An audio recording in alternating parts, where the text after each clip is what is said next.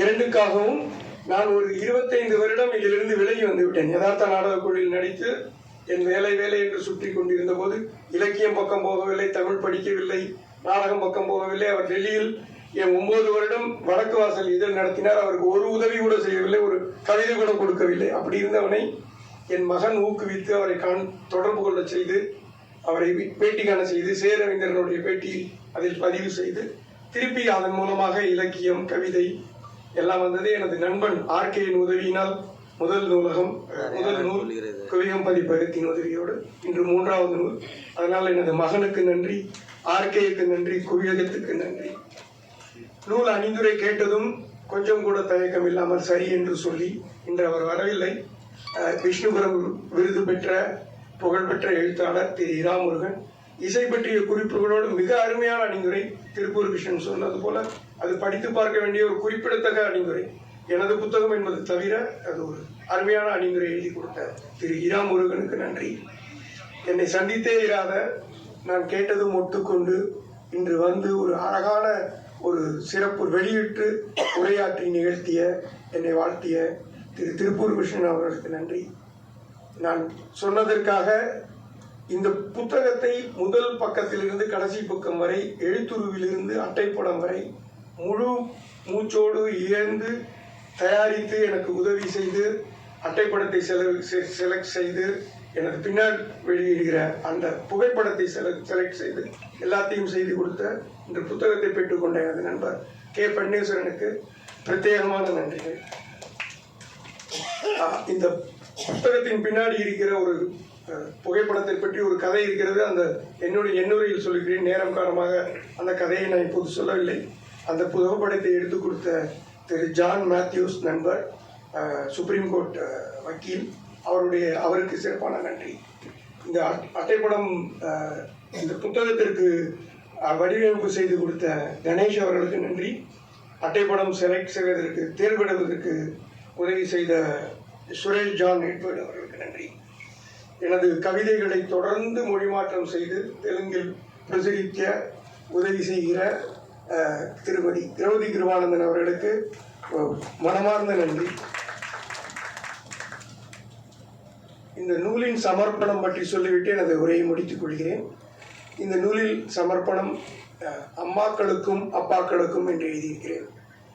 பன்னீர்செல்வன் தான் இதை முழு நூலையும் வடிவமைத்த போது சமர்ப்பணம் பற்றி அவருக்கு எழுதி அனுப்பிய போது அவர் கேட்டார், எழுத்து பிழையா?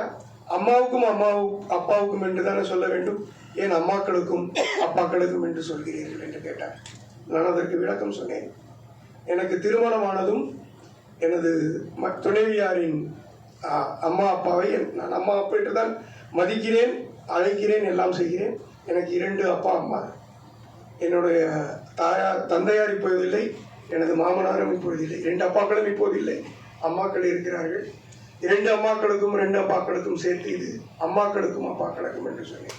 தவிர வாசகனுக்கு எல்லாருக்கும் பொதுவான அம்மாக்களுக்கும் பொதுவான அப்பாக்களுக்கும் என்று கூட ஒரு துணி கிடைக்கும். அதனால இப்படி எழுதினேன். எல்லோருக்கும் நன்றி, வணக்கம்.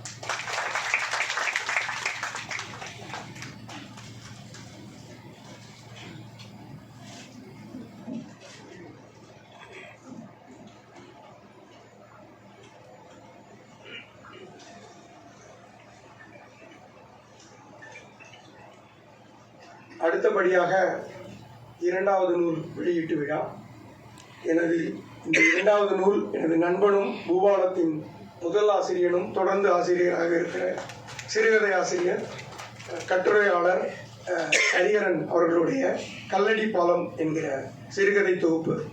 அதை வெளியிடுவதற்கு லேடி ஸ்பெஷல் மேகசினின் எழுத்தாளர் ஆசிரியர் கிரிஜா ராவன் அவர்களை மேடைக்கு அழைக்கிறேன். இதை பெற்றுக்கொள்வதற்காக சிறந்த கதை சொல்லி 2000க்கு மேலும் கதை சொல்லி அம்மாளுக்கு 1000 நாமம் என்கிற ஒரு ஆடியோ சீரியலும் செய்கிறார். நிர்வாக மேலாண்மை பற்றியும் செல்கிறார். அவர் திருமதி ரம்யா வாசுதேவன் அவர்களை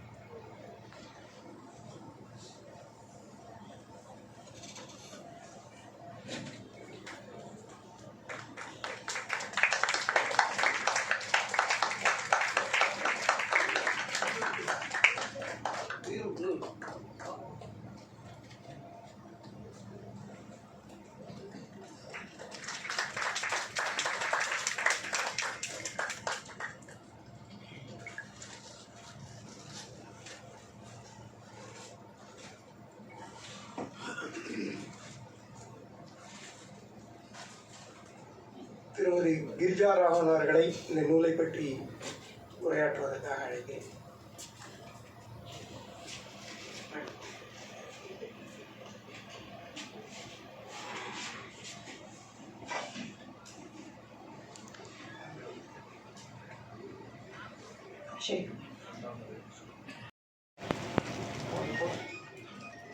ஆர்கே அவர்கள் பயனாடையை அறிவிப்பார்.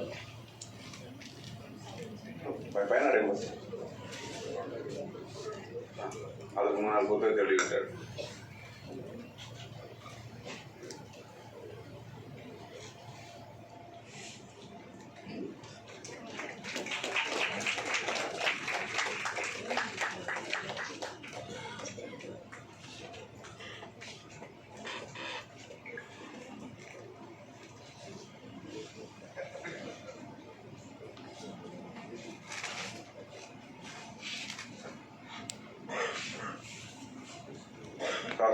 அவர்களுக்கு ஆர்கே ராமநாதன் பயனாடை அறிவிப்பார், நினைவுபடுத்தி வழங்குகிறார். அதுபோலவே இலக்கிய விமர்சகர் ராஜாமணிக்கு நானும் அவர்கள் பயனாடை அறிவிக்கிறார், நினைவுபடுத்தி கொடுக்கிறார். இப்பொழுது திரு காத்தாடு ராமமூர்த்தி அவர்கள் சொல்லியிருக்காரு, அதனால ஒவ்வொரு வார்த்தைகள் பேச சொல்லியிருக்காரு. இல்லை, நான் 2 நிமிஷம் எடுத்துட்டு பாக்கி பேருக்கு கொடுத்துடலாம்னு இருக்கேன். தான் ஏன்னா நீங்கள்லாம் நூலை படிக்கிறவங்க, நான் நூலை பிடிக்கிறவன். அதனால் அதிகமாக பேசுறதுக்கு இஷ்டம் இல்லை. ஏன்னா நான் பேசாமல் இருந்தால் ஏதோ தெரியும்னு நினச்சிட்ருக்கேன். பேச ஆரம்பித்து அது தப்பாக போகணும்னு புரியும். அதனால் நான் இந்த புத்தகமாக இருந்தால் அதை பற்றி ஏதாவது சொல்லலாம். இது நாடகம், ஏற்கனவே அரங்கேற்றப்பட்ட நாடகங்கள். அதனால் இந்த புத்தகத்தை பற்றி நான் சொல்கிறது இல்லை, நீங்கள் நாடகமாக பார்த்து அதை மனக்கண்ணால் ரசித்து நானூருக்கு நல்ல வாழ்த்துக்களை கொடுக்கும்படியாக உங்களை வேண்டிக் கொண்டு எனக்கு இந்த சந்தர்ப்பத்தை கொடுத்த உதயத்துக்கு நன்றி தெரிவித்து விடைபெறுகிறேன். நன்றி, வணக்கம்.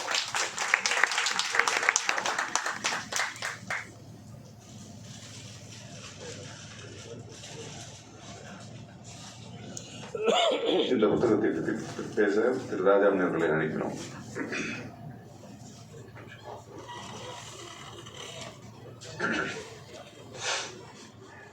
அனைவருக்கும் வணக்கம். நேர விஷயத்துக்கு வந்துருவோம், நேரம் ஆகிட்டு இருக்கு. அதனால முதல் இந்த வாய்ப்புக்கு நன்றி. எனது நண்பர் நானா அவர்களுக்கு நன்றியும் மகிழ்ச்சியும் தெரிவித்துக் கொள்கிறேன். நானோட இந்த புத்தகத்தில் 2 நாடகங்கள் இருக்கிறது. இந்த நாடகங்களை படிப்பதற்கு முன்னால் அவர் மீது, அதாவது நாடகங்களை படிச்சேங்க. அவரும் எனது துறையை சார்ந்தவர் தான். அவர் மீது எனக்கு ஒரு அபிப்பிராயம் முன்னால் எல்லாம் உண்டு. என்னன்னா, இவர் நகைச்சுவையாக எழுதக்கூடியவர். காத்தாடு ராமமூர்த்தி புத்தகத்தை வெளியிட்டிருக்கு. அப்புறம் பிஎஸ்என்எல் ராஜாமணி, அவர் பிஎஸ்என்எல் இருந்தபோது எனக்கு அவ்வளோ பரிச்சயம் கிடையாது. எங்கள் அலுவலகத்துக்கு தான் வந்திருக்காரு, ஆனால் அவ்வளோ பரிச்சயம் கிடையாது. இந்த குவியத்துக்கு வந்ததுக்கப்புறம் தான் அவருக்கு கூட ரொம்ப நெருக்கமான பரிச்சயம். அவருக்கும் நன்றி.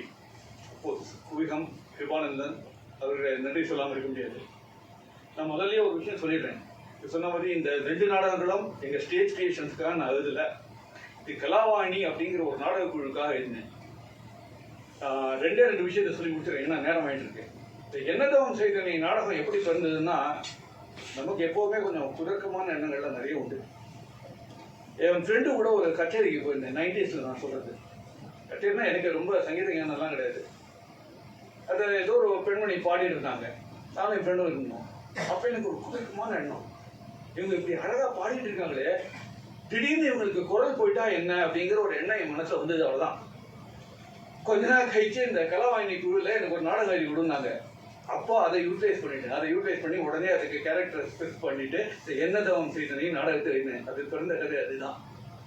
அவங்களே கொஞ்ச நாள் கழிச்சு இந்த போட்டிக்காக, அதாவது இந்த என்னதவம் செய்தனை நாடகத்தை பார்த்தோன்னா எல்லாரும் சொன்னாங்க, இது ஏன் நீ கோடை நாடக விழா போட்டியில் போட்டுன்னா நிறைய பரிசு கட்டிருக்கேன் நாங்கள், ஏன்னா அவ்வளோ பர்ஃபார்மன்ஸ் நல்லா இருந்தது இல்லை. இந்த அடுத்ததை போட்டிக்காக ஒரு நாடகம் எழுதினாங்க. அப்போதான் இந்த வேகம் அப்படிங்கிற இந்த நாடகத்தை எழுதினேன். இந்த நாடகம் அந்த தடவை 2வது பெஸ்ட் பிளே, அதுக்கப்புறம் எனக்கு சிறந்த கதாசிரியர் பிரைஸ் எல்லாமே கிடைச்சிது. இந்த வேகம் நாடகத்தில் ஒரே விஷயம் சொல்லிட்டேன், நார்மலி எல்லா குடும்பத்திலையும் தாத்தாவுக்கும் பேரனுக்கும் ஒத்து போயிடும்னு சொல்லுவாங்க. இதில் வந்து லாகரேஷே தாத்தாவும் பேரனும் தான். அவங்க 2 பேருக்குள்ள நடக்கிற அந்த தர்ம யுத்தம் தான் நாடகமே. அதை என்னுடைய பாணியில் கொஞ்சம் நகைத்தையும் கலந்து சொல்லியிருக்கேன். பட் இது எங்கள் ஸ்டேஜ் சர்க்கா இல்லை, சாரே சொல்லியிருக்காரு, அது ஏன் எங்களுக்கு கொடுக்கலன்னு கேட்டிருக்காரு. பட் அது முன்னிலையிலேயே சொல்லியிருக்காரு. அது தெரியும். வாய்ப்புக்கு நன்றி. இந்த 5 பேரும் சேர்ந்து இந்த புக்கு ரிலீஸ் பண்ணுறதுங்கிறது ஒரு மகிழ்ச்சியான விஷயம். ஏன்னா போன தடவை பண்ணியிருந்தோம், மறுபடியும் இப்போ பண்ணுறோம். போன தடவை 6 இருந்தோம், இந்த தடவை 5. மறுபடியும் அடுத்த வருஷம் 6 பேரும் சேர்ந்து பண்ணுவோங்கிற ஒரு நம்பிக்கை எனக்கு இருக்கு. இப்போ அடுத்தது நீங்கள் ஆவலாக எதிர்பார்த்துருக்கிறது யாருன்னா கலன்னு ஒரு சிரிப்பு கேட்கும். அந்த சிரிப்பை கேட்டாலே யாருன்னு உங்களுக்கு தெரியும். வேற யாரும் இல்லை, நம்ம ஆர்கே தான். ஆர்கேயோட புத்தகத்தை ஒரு கவிதை தொகுப்பு, அதோட வெளியீட்டு விழா. வாங்க.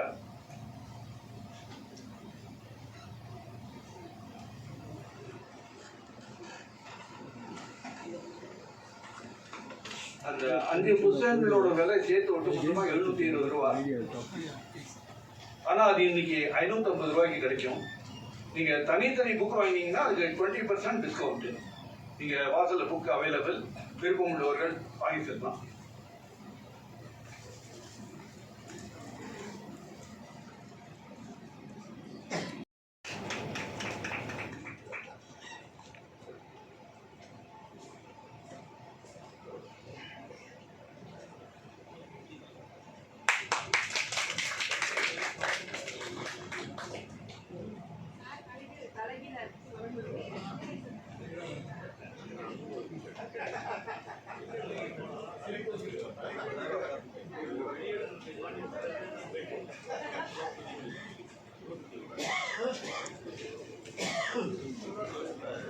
இந்த வி விஸ்வநாதன் அவர்களுக்கு ஹரிஹரன் அவர்கள் பயனாடை போட்டுவார்.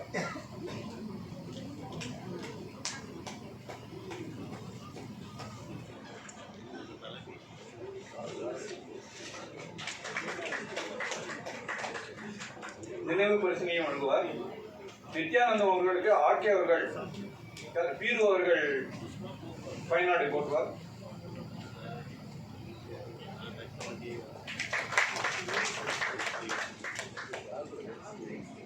இந்த கவிதை தொகுப்போட வந்து தலைப்பை நான் சொல்லலை.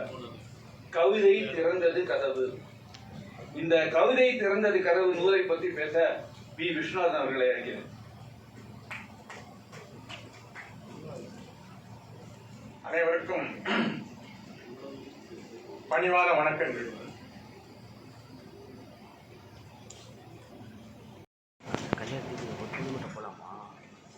பெற்றுக்கொள்கிற நாகேந்திர பாரதியார் அவர்களுக்கு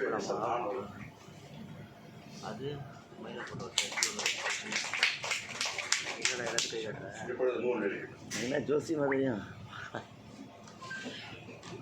போகலாம். இதுதான் போகலாமா? சரி.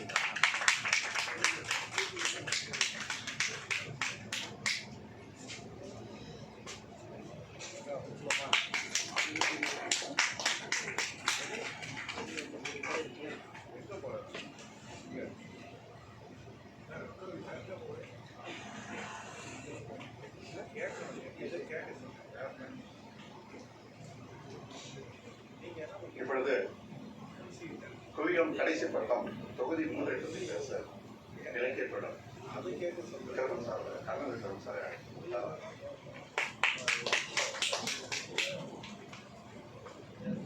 அனைவருக்கும் மாலை வணக்கம். குவியல் மின்னிதழில் கடைசி பக்கம் எழுதி வந்த திரு பாஸ்கரன் அவர்கள் இன்று இந்த 3வது தொகுப்பை வெளியிடுகிறார். கடந்த 7.5 ஆண்டுகளாக ஒவ்வொரு மாதமும் குவியத்தில் கடைசி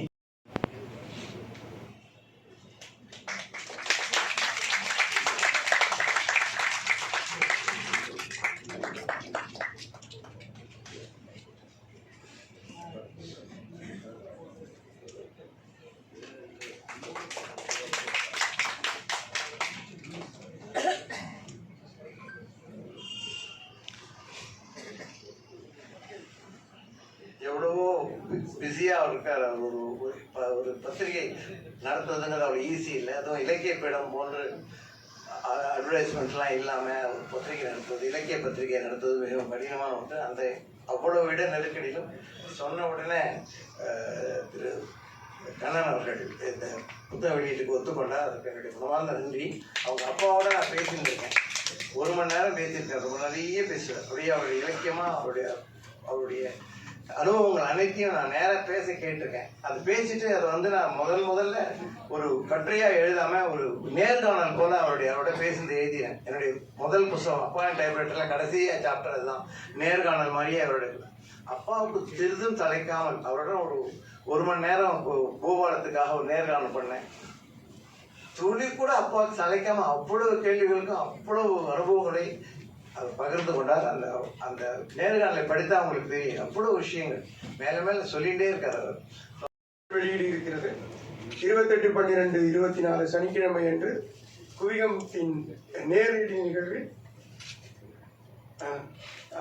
அது 2 நூல்கள் சீனிவாச காந்தி நிலையத்தில் குவிகம் சார்பில் தினமலர் பா. முத்துக்குமாரன் அவர்கள் எழுதிய தொடரும் பயணம் என்கிற நாடக நூல், SL நானு அவர்களின் அபயம் என்கிற சிறுகதை தொகுப்பு, 2ம் சனிக்கிழமை மாலை சீனிவாச காந்தி நிலையத்தில் அந்த நிகழ்வு இருக்கிறது.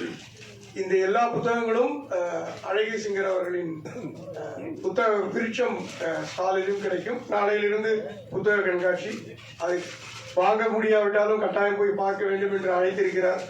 675 என்கிற ஸ்டால் எண். வாங்க முடியாவிட்டாலும் பார்த்தாலும் சந்தோஷப்படுவார். அதனால் எல்லாரும் கட்டாயம் போக வேண்டும் என்று கேட்டுக்கொள்கிறேன்.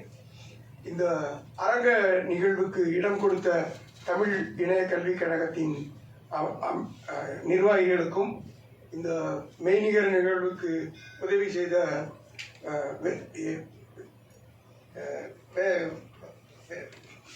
ஒர்க்கர்ஸ்களுக்கும், இந்த